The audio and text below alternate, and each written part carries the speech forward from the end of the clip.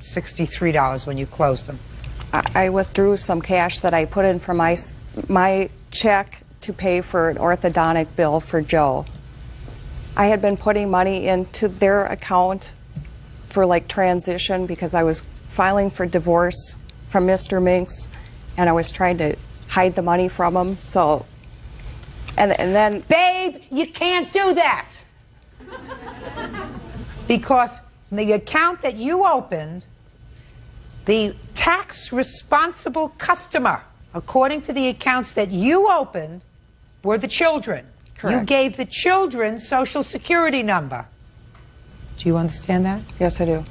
You made a gift to the children, an irrevocable gift to the children of any money that you put in this account, and you put a stamp on that when you said, I don't pay any income tax on the interest. The children do, and here's the children's Social Security number, because they can accumulate so much interest without having to pay taxes on it. So you can't cut it both ways.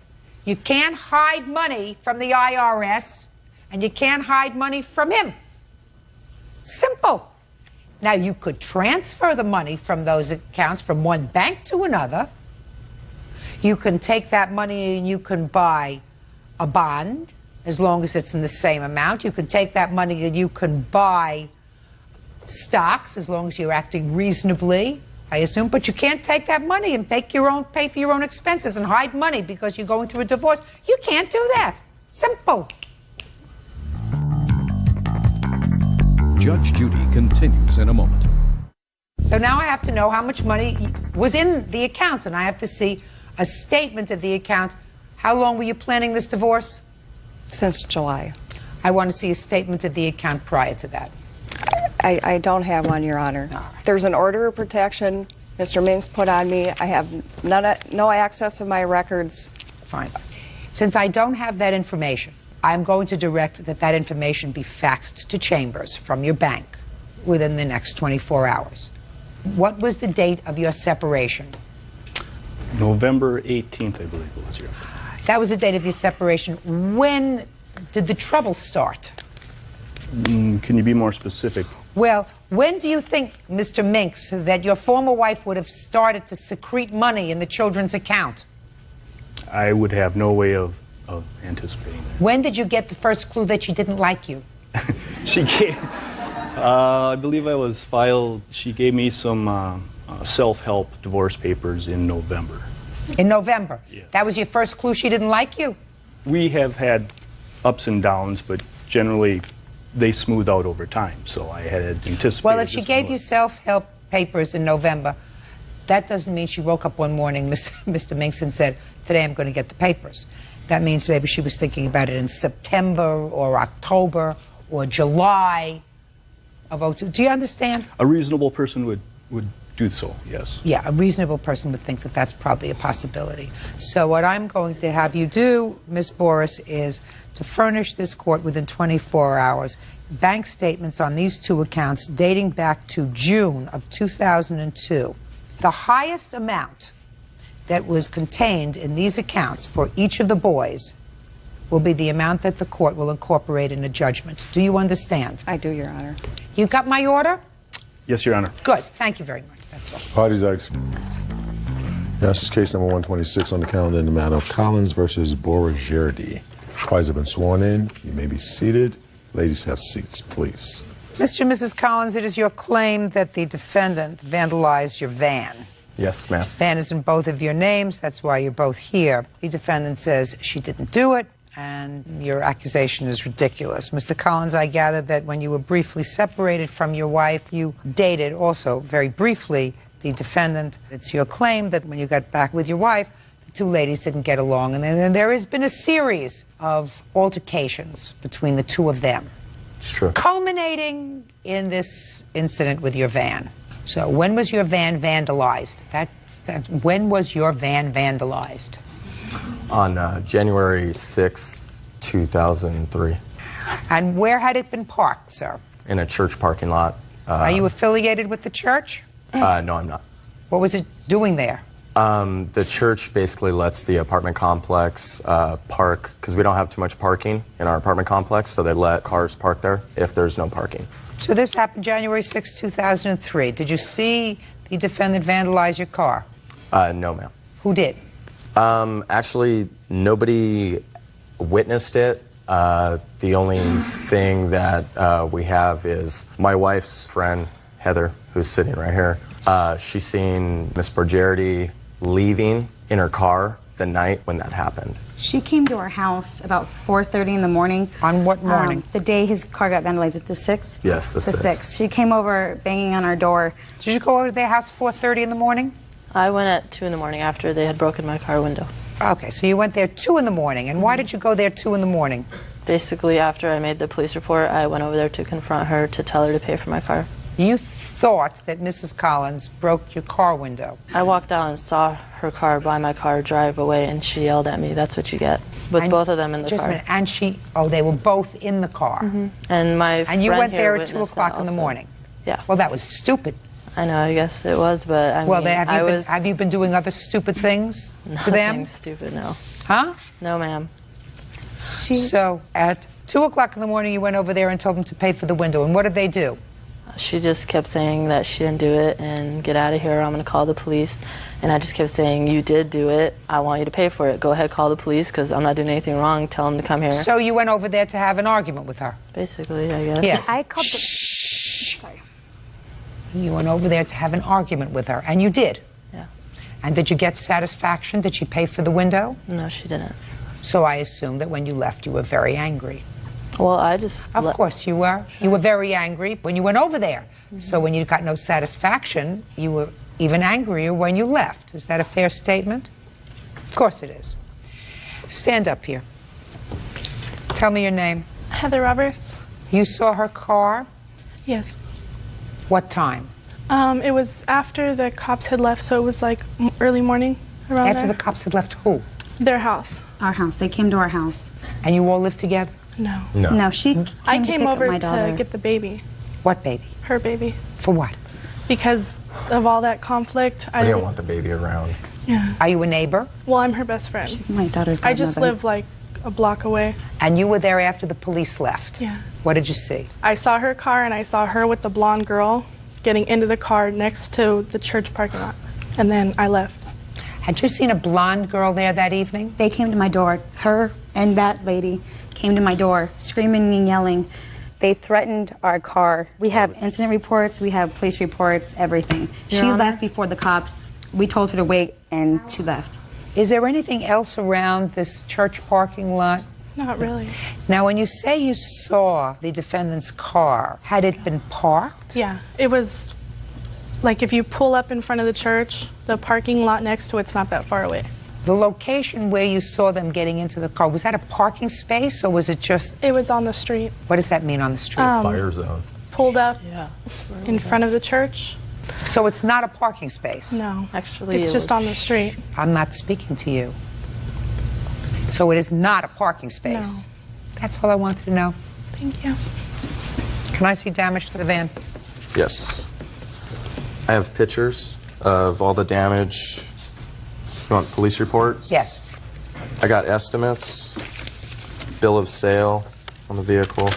What do you mean bill of sale? It got towed. It got towed, We couldn't move it. and I couldn't pay for the towing costs or anything like that. It was towed because it was vandalized in a church parking lot. It's towed because it was vandalized in a church parking lot. Well, that's not a violation of the law. The church I towed know, it. The church towed it because we couldn't move it. And I also have... Just a sec. Don't give me a lot of baloney. Vandalized doesn't mean that you can't drive it. The tires were slashed, Yeah. and the windows were all busted out. There's glass everywhere. There's blood all over yeah, the car. it wasn't drivable. There's blood all over the There car? was blood There was all over blood. the car. It's a malicious act. One of you must have gotten hurt when you did this to the car. Police saw fresh blood on the ground. Okay. What is this that you're giving me? It's a bill of sale. No, it isn't. It's baloney. That's what, I mean, we didn't... It's baloney. That's the only thing that we had. We didn't have any documents or anything like that. We just signed over the car, and Let me I asked explain him for a something bill of to you. sale. Let me explain something to you, sir. You see something's written over here? Yeah.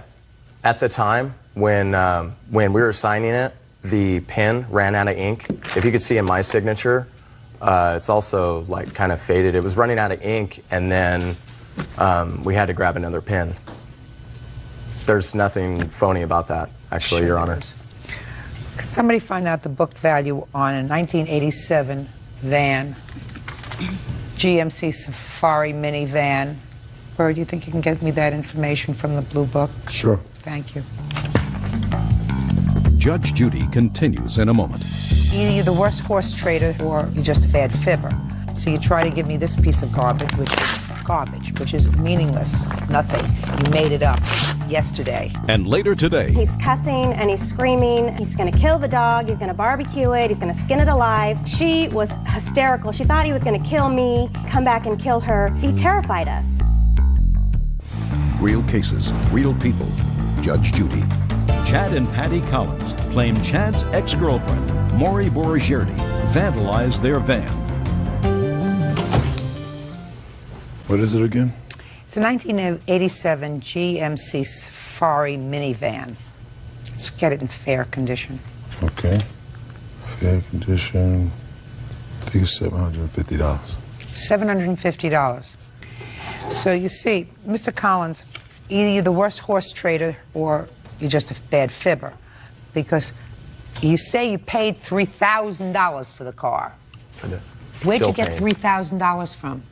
Actually, I didn't pay the whole $3,000. I paid $500 up front, and I'm still paying it off right now. Show me. Show you?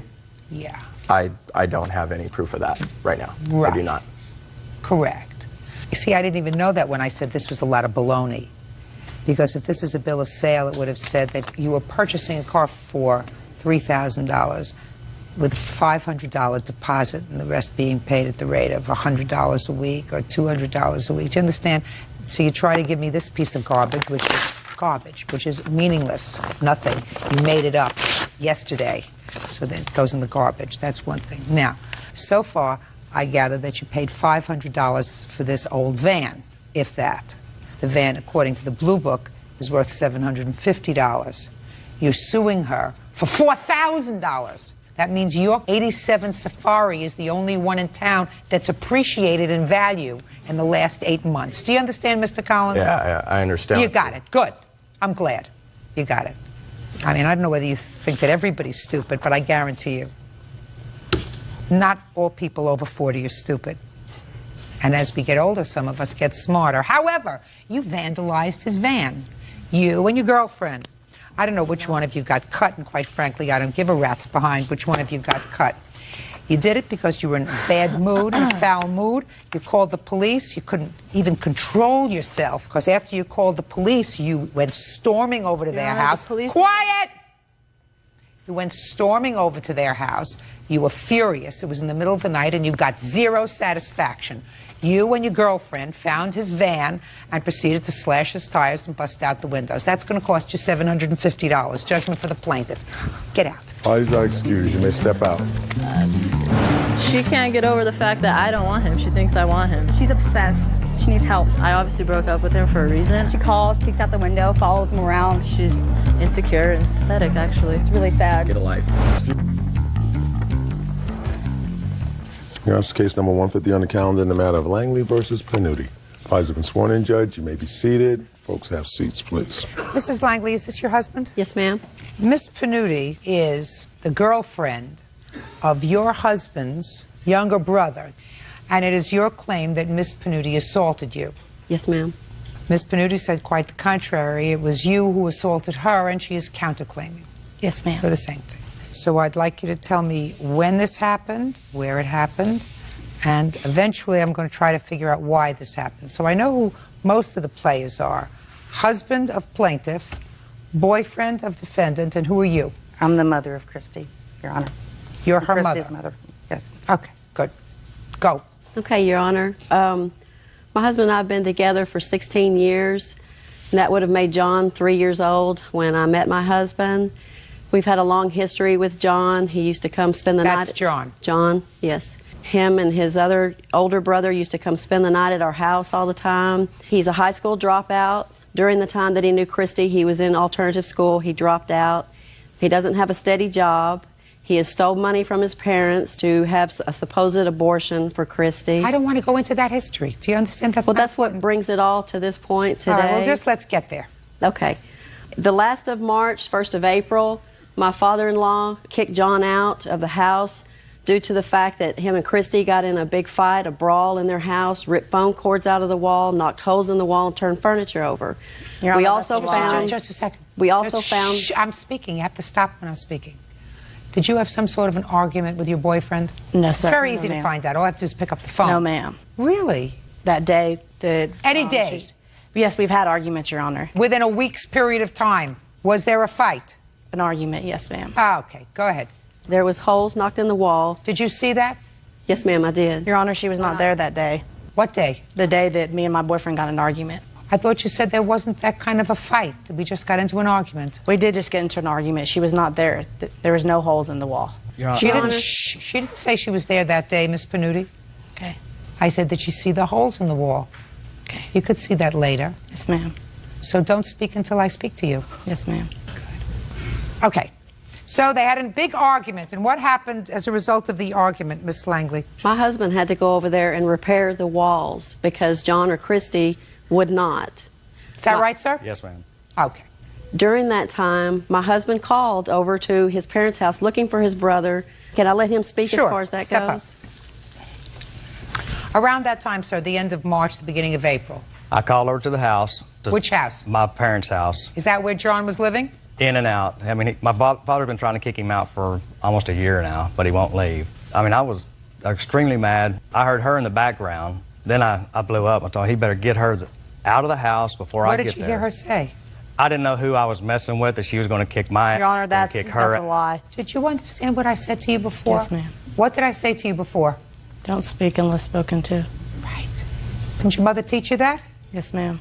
Evidently you didn't learn it too well. Go ahead. So anyway, she was, I didn't know who I was messing with. She was going to, beat everybody up. And I hung the phone up, got in my truck, and I went to my parents' house. They both left because he knew I meant business when I was coming over there. They were They both, left. Yeah, they left. Okay. What happened next? At that time, John left. And he did stay gone for probably 3 weeks. Okay, when he came back on April 17th, him and his father got in an argument again. The police were called. He was told to leave. The father didn't want him there. His mother got upset, didn't want him to leave in that manner. So the father said, get out, and your mother said you could stay? Well, actually, my mom told my father to leave because he came home about 11:30 that night drunk. And we sat down I'm talking about you, not your father. My dad wanted me to leave, but my mom wanted me to stay. That's what I just said. Yes, ma'am. Stand up. So if your father wanted you to leave, why didn't you leave? Because my mom wanted me to stay. I had come home about 9:30 that night. My mom was in bed, and I just went in my room, laid down. My dad came home around 11:30. Just a minute. What were you doing home? You left, and then you just showed up again? Well, my mom had left out of town on a cruise, and me and my dad, we've never really gotten along. Well, evidently they didn't want you in the house, and they didn't want your girlfriend in the house. Your brother says you didn't help patch up the holes in the walls that you put in the walls along with your girlfriend. Why didn't you help patch up the holes in the walls? Well, the holes that he's talking about, there's one in the hallway across. I don't care where they are. Why? Didn't you fix up the mess? There's no reason. Yes, ma'am. You can say there's no reason. If there's no reason, then your father has good reason to say to you, I don't want you in the house. You or your girlfriend.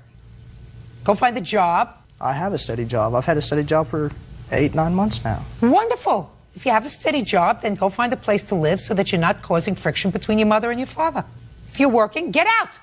Parents raised you, they supported you, they took care of you. Now it's time to get out and fly on your own. They don't have to be there involved in domestic violence between you and Miss Big Mouth over here.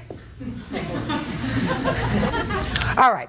So they came back on April 17th. Father-in-law said, I want him out. Mother said, let him stay, he's my baby. Somehow you got involved with this. You want to tell me how that happened? Yes, ma'am. My father-in-law, after he wanted my husband to come over that night to help get John to leave, I guess, you know, between him and his wife, they decided we're not going to deal with it tonight. He said, y'all wait and come by in the morning. I have a statement. He has health issues. I believe that he called you and said, two of you come over and see if you can talk to him. Okay, because I love John. Okay, so you went over there the next day without your husband. Don't get upset now. You're holding it together really well. Take a deep breath. Good girl. Judge Judy continues in a moment.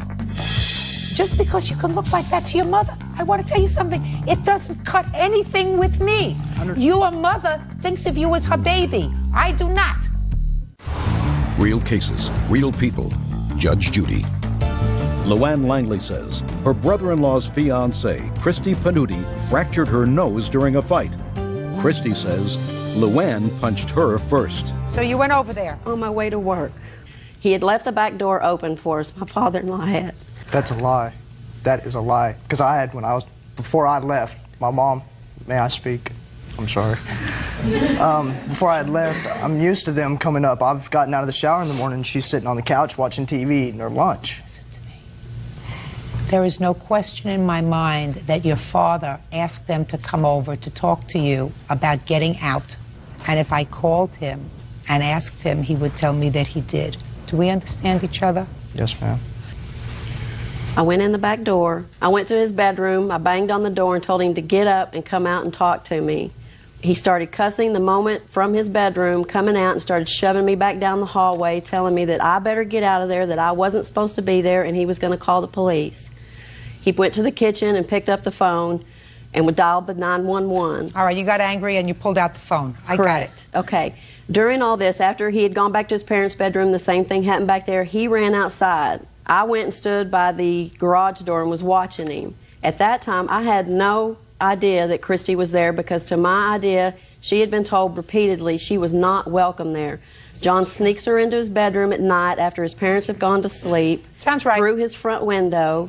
They sleep all day while his parents are gone to work, having to work to pay his tickets, his lawyer fees. I have both of their criminal records here. So you had no idea she was there? I had no idea she was there. At that moment, she came out of his bedroom cussing and yelling at me that I better get the out of there, that she was going to kick my fat white. I started walking towards her and told her, no, you're the one that needs to get out of here. You've been told by the police and by my in-laws that you're not supposed to be here. That's when she sucker punched me on the left side of my face and fractured my nose and caused me to have to go have a surgical procedure done to straighten my nose. Good. Stop.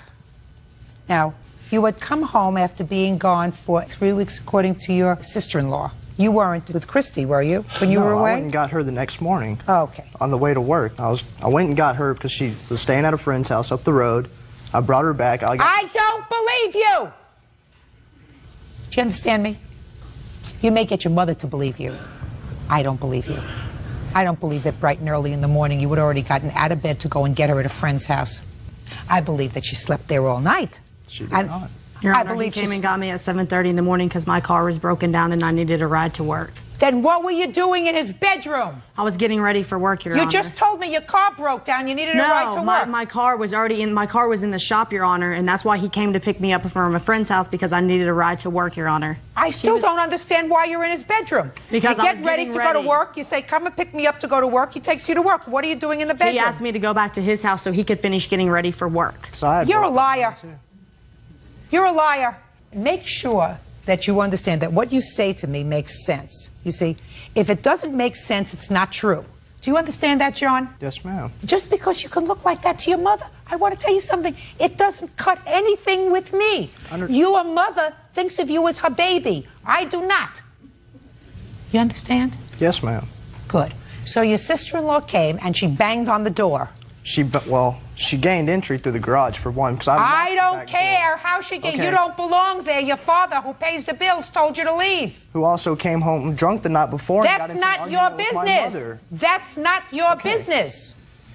Your business is to be out living on your own. Your business is not to be in the house creating problems between your parents. I believe that she got in as an invited guest of the owner of the house. That ain't you.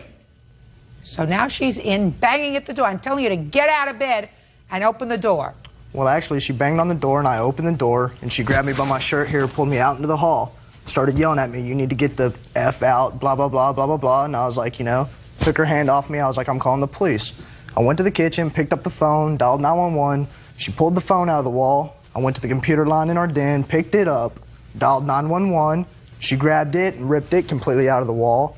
So I run back to my mom's room, pick up the phone, do the same thing, 911. She was back there right behind me on my heels, pulls it out the wall. We go back out into the living room. We're having a verbal confrontation.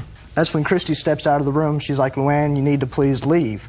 Luann Just a runs past minute. me. Are you telling me that Miss Potty Mouth over here says you have to please leave? Is that what you're telling me?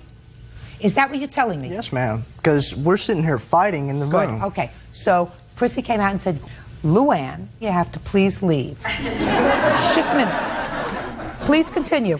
Okay, Please she was continue. like, "You need to please leave." Luann ran past me back down the hall where Christy was standing and knocked her on the ground. And I told her I was pregnant, Your Honor, before she assaulted me and knocked me down on my stomach when I'm pregnant. I'm 5 She's not months lying. pregnant. We have proof of pregnancy right here.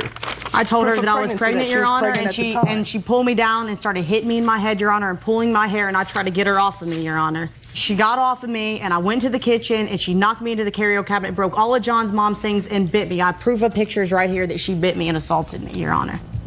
Please continue. She's been harassing me. They've been harassing us for over a year. She took this He came picture. to take me to probation one morning, took this off our He kitchen didn't take counter. you where? To probation. I was on 6 months probation. For what? It was a drugs, Your Honor. possession of a dangerous I drug, have but their I've passed criminal every record. UA and I've done everything that I've... Just answer my questions. I'm sorry. Possession of dangerous drugs. What kind of drugs? It was... Cocaine. No, it was and, not cocaine. dangerous drugs. I didn't speak to you. I'm sorry. What happened was back in I believe... What kind of drugs? It was something for seizures that some friend had given me 4 months prior, and I had it in my wallet. But I do not do that. I've never done that. Well, maybe. Well, you see, Your Honor, they've taken the doorknob off my bedroom door so I can't lock my door. They're in my room, taking my possessions, like they took this picture, and wrote on scribbled the back. her face out, And put it wrote in a my threatening mailbox, note, Your and put it in Honor. her mailbox. Are you still pregnant, by the way? Yes, ma'am. Oh, She's 5 months how pregnant. wonderful. How wonderful. I'm sure your mother is absolutely delighted. Isn't that right? Actually, Your Honor, I am. I'm very proud of her. She's done very well. She has, really? Yes, she Can I has see been her doing arrest very well. record? Yes, ma'am. Can I see it, please? She's been charged with an I didn't assault. speak. I'm sorry. Excuse me, you I tried didn't to bomb speak. my building at work, lady? These are the Ma'am, she was arrested that day for disrupting a 911 call. No, ma'am, I was didn't not speak arrested. to you. I didn't speak to anybody. I said went I to want court to see yesterday. her arrest record. Do you have it or Yes, not? ma'am. Here's the arrest record right here. Thank you. Thank you. That's it. I just want to see what Mom's proud of. I'm proud of her that she's a changed person, Your Honor. She's done things wrong. She was young and stupid, and she knows that. You mean But at getting- least she's you not mean- 42 You and mean, still stupid. you mean getting pregnant without being married and having no future and not engaged, having Your a Honor. job? Engaged is not married. No, ma'am, I'm not proud of that. Okay. I do Well, I believe just in asked marriage. you.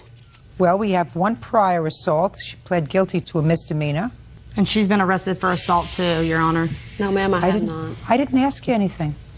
You see, when you speak out like this, the statement that old John here makes, that you came out into the living room and said, "Luann, you better get out of here and stop that." You see why that is really hard for me to come to terms with? Who's Candace? A young lady that me and a couple other girls got into a confrontation with, Your Honor. But what does that have to do with this case, Your Honor? No, it has nothing to do with the case until your mother brought up the fact that she's real proud of you. I want to see what you've done to make her so proud. Then you had delivery of a controlled substance. What's that? That's dismissed, Your Honor. That was cocaine. Then we have January of 2003. You pled guilty to something, and your probation was revoked, and you were put in jail for 30 days. No, ma'am, I was not. I had to do work release for 15 days. What were you found guilty of? Because I didn't complete my community service. And that was for possession of marijuana? Yes, ma'am. Your Honor, may I speak? Were you there? The day of incident? Yes. No, but I can tell you what she's done prior to. And there's a picture. And even since when she's she's harassed me, Your Honor. Listen to me. If she doesn't, on a if she doesn't- certified if letter. she's not quiet, then we have to put her out. I heard you. Good. Your Honor, may I say something? No. But they've been harassing us, too. We have proof they've been harassing us. She wrote you on the Listen to me. on the certified Listen to letter we me. sent to file the counterclaim. Listen to me. This is bull. It is. John, get a life of your own. I wish like they get would. along. They take my doorknob off my door. They go through my personal possessions. It's his What right do parents' they door, have? Not his door. Just a sec. What? It's my parents' door. It's not his door. Just a second. But what He right do you have to doesn't- take he my doesn't- doorknob to your house, then Mom has to go get it 2 months later? What right do you have, Joseph? John, if you live on your own and take care of yourself, then you have rights. Do you want to know what I would tell my children if they lived in my house? I own the air you breathe. You have no rights in my house. You don't have the right even to be here if you're over 18. You live here and you stay here at my will. You work, you're a big enough man to have made a baby, then be a big enough man to live on your own, to take care of your responsibilities, to support your responsibilities, and not to be a drain on your family. I'm not a drain. I buy You my are own food. I buy my own food at my parents' house. I don't eat their food, I swear. All I do is stay there. Stand up, sir. I understand that you have a problem. If he's still staying at your parents' house, you probably still have a problem. Mother probably feels a little guilty. Father says, I can't take him anymore. I can't look at him. I can't take him. I could understand that. Because he thinks because he buys his own food, then he's supporting himself. He's not supporting him. I'm speaking. That. He's not supporting himself because when you support yourself, you pay rent, you pay gas, electric, cable. You buy your own food, you have your own health insurance, you don't make a baby until you can afford it. You certainly don't make a baby while you're living in your parents' house. But I'm going to suggest to you that your peace depends upon you staying out of it. Your parents are not old and senile. They're probably young-ish. 60. That's young, sweetheart. That's young. They can take care of themselves. Butt out. If they get fed up enough, they're going to put them both out. And it's not up to you anymore. Plaintiff is suing for $1,500 for her injury and for pain and suffering. She's entitled to that judgment. For the plaintiff, your counterclaim's dismissed. That's all. Yeah, this is case number 130 on the calendar in the matter of Berry versus Garrett. Parties have been sworn in, Judge. You may be seated. Folks, have seats, please. All right, reading your complaint, Miss Berry, is like reading one of those little mini novels. Let me see if I can explain to my friend Bird over here what I think happened. You and Mr. Garrett were involved as boyfriend and girlfriend for a period of time. Then you broke up. After you broke up, you continued to have some contact with him. So far, am I correct? Yes. Where were you living?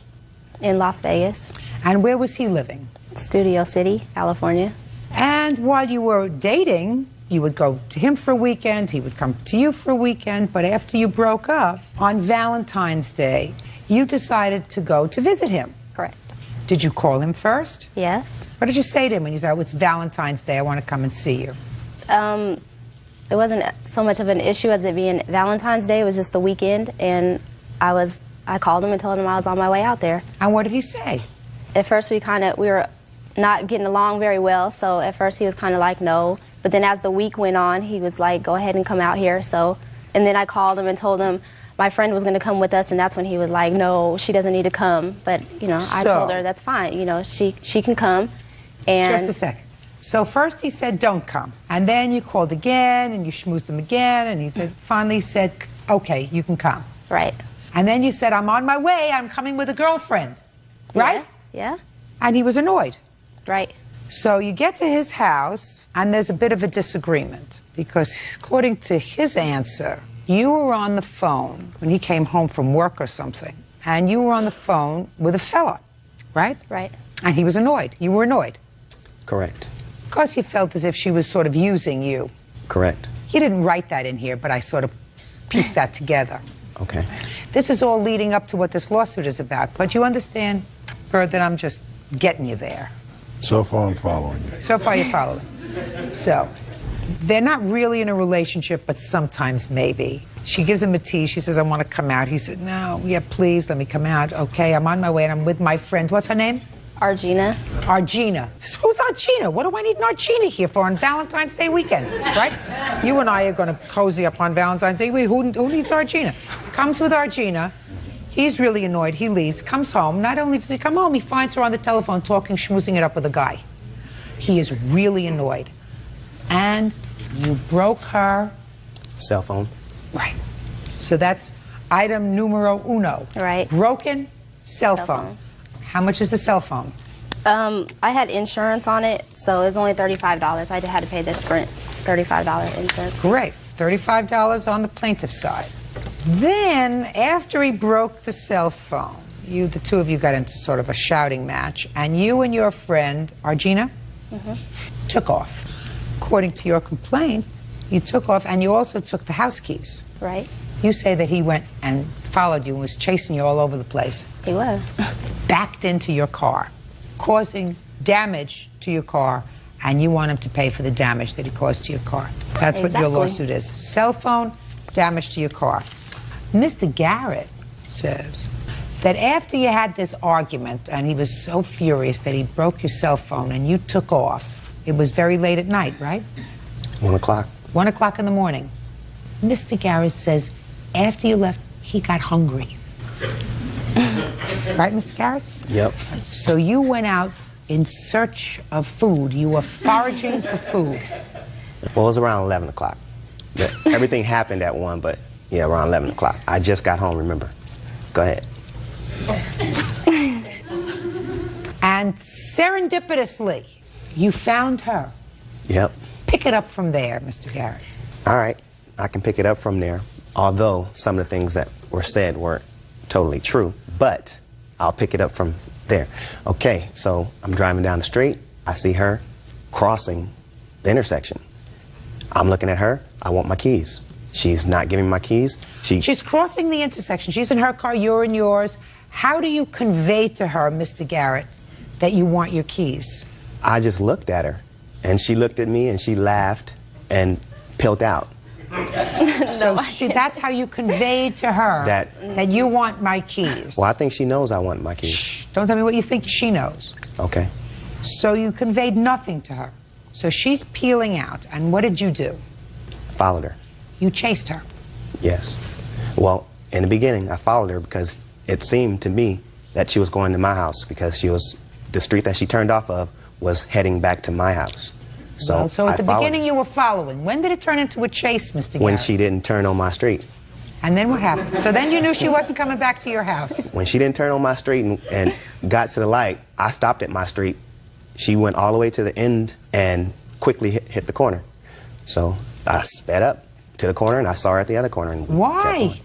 Because she had my only set of keys to my other car and my house. So you're chasing her at this point instead of going back to your house and calling 911 and or going to the local precinct and saying, listen, this woman took my keys. She has my only set of keys with her. I know she's going to be back because she's got stuff in my house, and I don't want to be there to be any problem. She didn't have any. She took all her things with her, so I figured she was gone. And when I noticed that my keys were gone, I left the house. I didn't take all my stuff with me because we went back the next day. So you were chasing her, and you were both traveling pretty quickly. And then what happened, Mr. Garrett? Well, when the chase ended, I got out the car. I told her to give me my keys. She said, no, I'm not going to give you your keys. I'll go to your house. Let's just go to your house because you're not going to let me in type thing. So we proceeded to go to my house. Once again, she did not turn on my street. She headed for the freeway. She headed for the freeway. So I sped up in front of her and stopped at the freeway entrance. I wasn't going to get on the freeway. I just stopped there. She backed up. And where she backed up is at a park. She backed up, I backed up. And that's how you both dented your cars.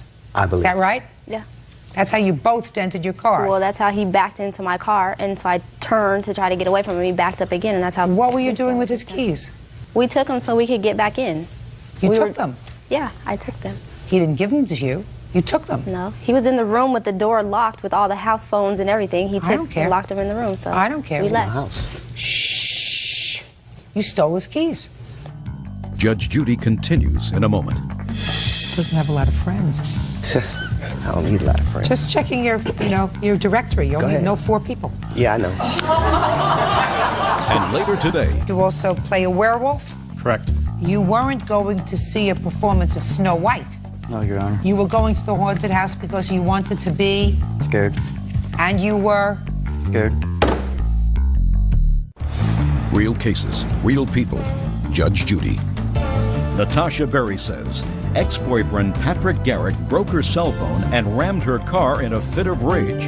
Patrick says Natasha took advantage of him. So, did you also key his car? No, I did not do that. You say that you keyed your car. What proof do you have that, other than this damage, these two smashed cars that I now have, which comes to me, as far as I'm concerned, under the category of both of you deserved it. You stole his keys. You wanted to get him back. You both acted inappropriately. You could have just as easily have gone to the police station and say, I have this nut following me. You know, I want to give him back his keys. I don't want him to follow me anymore, and I just want to go get my stuff. Instead, you were playing with each other. So the only thing you're lucky about is that nobody else got hurt with regard to your antics. So you can both pretty much fix your own cars. Now, you want to show me, prove to me that she keyed your car? Well, the car wasn't keyed prior, before she came to my house. And after this incident happened, the car's keyed. That's the only proof I have besides showing you pictures of the keyed car. Can I see the pictures, just my own information? Well, I have it in my phone. Is that? I don't care where it is. I don't care if it's your phone and your ear. I don't care where it is. Just let me see the picture of the keyed car. You can just thumb through it, but that's one scratch.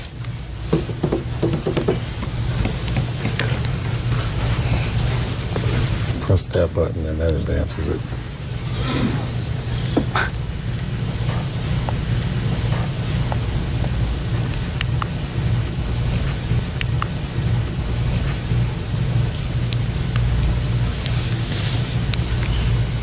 Doesn't have a lot of friends. I don't need a lot of friends. Just checking your, your directory. You only know 4 people. Yeah, I know. Mr. Garrett. Yes, ma'am. Listen to me, sir. In all likelihood, Miss Berry did, in fact, key your car. Unfortunately, the fact that she may have had a motive to do that and an opportunity to do it isn't enough in a court. Now, I have to think about what to do to the two of you who could have killed somebody, and you're driving around that February 14th weekend because you were both acting foolish. I wish there was something I could do to you and for you. There isn't, unfortunately. The only thing I can do to you is say, you will fix your own car because you acted like a fool, and you will fix your own car because you acted like a fool. Does that sound fair? That's what I said. Perfect. Goodbye. Oh, and $35 for her. Thank you. Parties are excused. You may step out. She wasn't my girlfriend. I didn't invite her down. She just showed up at the crib, so. He didn't want us to leave. He didn't want me to leave. He didn't want me bringing someone else with me. Wasn't working, and I believe she just was jealous. Jealousy on his part, maybe. This is case number 116 on the calendar in the matter of Hinton versus Harbor Estrada. Parties have been sworn in, Judge. You may be seated. Folks have seats. How old are you, Mr. Hinton? 19. What's your first name? Sammy? Sammy, what's your last name? Harbor. Sammy used to be your girlfriend. Yes. This is her mom. Yes, ma'am. What you're complaining about is, while Sammy was your girlfriend, you claim to have loaned her some stereo equipment for her car. Yes. And you want it back. Yes. Sammy says you didn't loan her anything. You made her a gift of the stereo equipment for her car. And in addition, that you've been making a real pest of yourself, harassing her. You broke into her car, took back a piece of the equipment that you claim to have loaned her, an amplifier. Is that right, Sammy? Yes. Is that right, Mr. Hinton? No. Did you take back an amplifier? No, Your Honor. Who did? Anybody you know? I've never heard nothing about it. Mr. Hinton, let's not play with each other. Do you have the amplifier back? No, Your Honor. They also say that you broke into the house, It's not correct. killed her goldfish, calling, sending emails, making a general pest of yourself. And they're countersuing. So tell me how it came about that you gave her this stereo equipment. Well, we broke up May of 2002. We remained friends, and in August she came over and wanted to borrow all that equipment. We were still friends, and I had plenty of it, so I let her borrow it. And she wanted to borrow the amplifier. Tell me what she said to you. She said, "Can I borrow it?" Can I borrow what? Mr. Hinton? Can I borrow the speakers, the amplifier, 212s, 210s? And she just bought a new car. She wanted to put it in there. And she said she'd give it back once her mother bought her some new ones. She'd give it back once her mother bought her some new ones. Yes. And what did you say? I said, yes. We're still Well, what would friends. happen, Mr. Hinton, if her mother never bought her new ones? Well, she'd eventually give it back. You didn't have that discussion. Well, she said her mother would buy her new ones. That's not what you said to me, Mr. Hinton. You got to be very careful, sir. You got to get up real early in the morning. If I believed what you say, she said, can I borrow yours or can I have yours until my mother buys me my own? She said, can I borrow yours until my mother buys me some own? Right. Okay, let's say she said that to you. And... Shh, listen to me. Let's say she said that to you. All right. Let me explain a contract to you, Mr. Hinton. Because what you're suing on is a verbal contract. A loan. A loan has to have an offer and acceptance and some possibility, an offer, which means you offered to loan her the equipment. She accepted the offer to borrow the equipment, according to you. That's not what she's going to tell me, but according to you. And then there has to be an event that's going to happen that causes the equipment to go back. Do you understand? An event like May 2nd, June 6th, on Bird's birthday, on my birthday, on your birthday, the equipment's going to go back. In your case, what you told me is she told you that the equipment would go back to you when her mother bought her new equipment. Do you understand? Yes. And my question to you is, what happens if her mother never buys her new equipment? That means you never get your equipment back. Do you understand the terms of the contract, sir? Yes, but a few months I called her back and she said she'd send it back with her mother when she came to Albuquerque. And then I waited, her mother never showed up. I called again, she gave me the same runaround. So then the third time I called, she said, if you want your stuff, come get it yourself. And she lives about 3 hours away from me. So I drive down there, I stay at a friend's house, Las Cruces, which is about 70 miles from there. Shh, don't interrupt him. Which is about 70 miles from there, and I call her in the morning before she goes to school. She says, come get it at 3:30. I said, all right. I go over there, I call her house, nobody's home. I call again after I drive around, still nobody's there. So I go to her school. You're putting me to sleep, you know that. I go to her school, and I see her car there. I'm parked out there in the parking lot, and I see her grandparents. They drive up to my car saying, what are you doing here? We don't want you here. We don't want you around Sammy Joe. I say, Sammy Joe told me to come get my stuff. I'm here to get it. Then they get me saying that I stole stuff from her, CDs, tapes from a 70-year-old woman and man. I don't think I listen to that kind of music. And then I say, can you just go ask Sammy Joe if she has my stuff so I can get out of this town? They park next to a gray car. They come back, and the gray car comes circling around me, like the guys in the car throwing their hands up, yelling and wanting to fight. The grandparents are all, look, they don't want you in this town, you better leave. I said, what did Sammy Joe say? He said, your equipment's in her boyfriend's car and you're not getting it back. Your Honor, her boyfriend don't even have a car. So at that point I was frustrated. I went